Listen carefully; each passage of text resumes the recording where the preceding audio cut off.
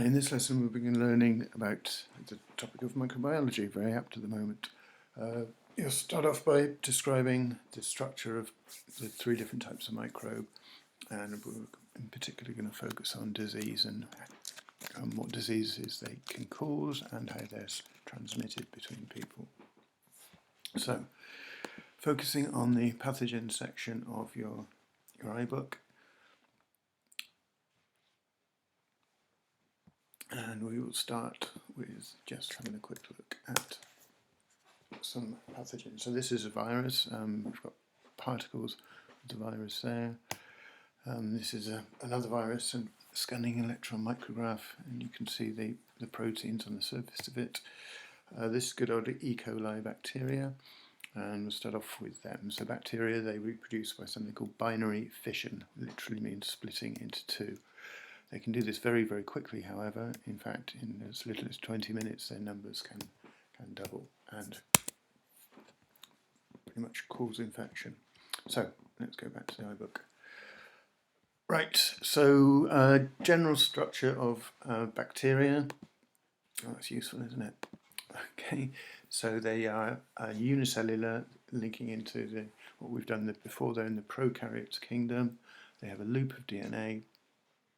Some of them can move and have almost like a sperm tail-like flagellum, come in different shapes and sizes. For example, we can see the sort of rod-shaped ones here. We've got a spiral one there, and we've got the round forms. Some of them coming in pairs.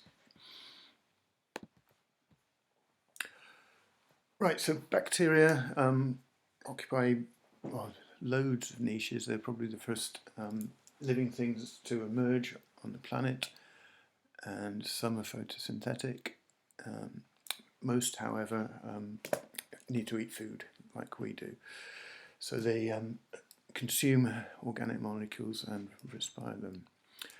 We're associated with those that spoil food, and we can slow that down by refrigerating food. The main focus, of course, is on pathogens, and the pathogen is defined as a microbe that causes disease. So we're all very aware of these steps that we're all taking at the moment. We will cover aseptic techniques next lesson, so I just want to focus on the structure of the different microbes. So we have the fact that all viruses are pathogens. The reason why they're pathogens is because they can only reproduce inside cells, inside the host cell. So this is a virus called a bacteriophage, and it has its genes in a protein coat. It looks a bit like a lunar lander. Once it lands on the bacterium, it injects its nuclear material into the cell. This copies itself and instructs the host cell to make new virus particles. These self-assemble, and once everything is ready, they will burst out of the cell using lysis and go on to infect new cells. This could be what we're seeing at the moment with the coronavirus. The only difference would be that wouldn't be a bacterium, and the virus, as you've seen all the pictures of them, very different structure with spikes all over the surface, but this, instead of being bacterium, would be a cell in the lungs being infected by the coronavirus. Right, so that's how they reproduce. I've also given you a document which contains information about the three different types of them, so you can use this for your research. Okay, what else did I want to show? Right, back to YouTube. Right, just in terms of how fungi reproduce, they reproduce with spores. Here's one in slow motion. We won't really even see it go, we'll just see the spore disappear.